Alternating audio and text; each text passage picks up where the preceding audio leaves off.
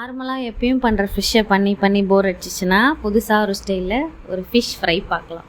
அதுவும் அம்மிக்கல் வச்சு ஆட்டி எடுக்கிற ஒரு ஃபிஷ் ஃப்ரை. ஃபிஷ்ஷு நார்மலாக நமக்கு ஒரு கொலாஜன், ஆன்டி ஏஜிங் சப்போர்ட் தரும். அது இல்லாமல் நம்ம ஹார்ட்டுக்கு நல்லது, மூளைக்கு நல்லது, எலும்புக்கு நல்லது, கண் ஆரோக்கியத்துக்கும் உதவும், இடை குறைக்கவும் உதவும். எண்ணெயில் பொரிக்காமல் சமைச்சா நல்ல ஒரு ப்ரோட்டீன் சோர்ஸாக இருக்கும். அப்புறம் விட்டமின் B12 அதில் அதிகம். வாரம் ஃபிஷ் ஃப்ரையை ஒரே ஸ்டைலில் பண்ணி போர் வச்சிச்சுன்னா புதுசாக இந்த ஸ்டைலில் ட்ரை பண்ணலாம்.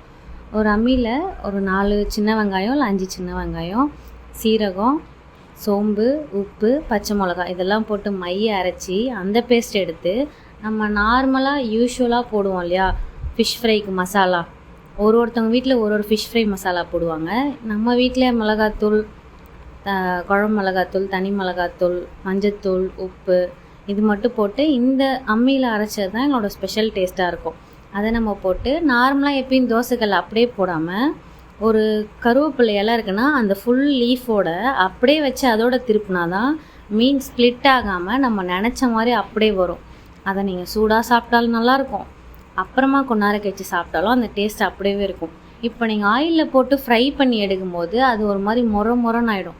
அது எல்லாருக்கும் பிடிக்காது. இப்போ நார்மலாக எனக்கு மொரன்னு சாப்பிட்டா அவ்வளோவா பிடிக்காது. இந்த மாதிரி இருக்கிறவங்க இதை புதுசாக ட்ரை பண்ணி பார்த்திங்கன்னா சூப்பராக இருக்கும். அடுத்து அப்பப்போ நம்ம ஒரு வேறு ஃபிஷ் ஸ்டைலில் இது சொல்லலாம். இது எல்லா ஸ்டைலில் எப்படி சொல்கிறதுனா இது கேரளா ஸ்டைல் சொல்லலாம். அடுத்து நம்ம செட்டிநாடு ஸ்டைல், ஒரு ஸ்டைலாக நம்ம எப்படி இப்படின்னு சொல்லலாம். ஒரே மாதிரி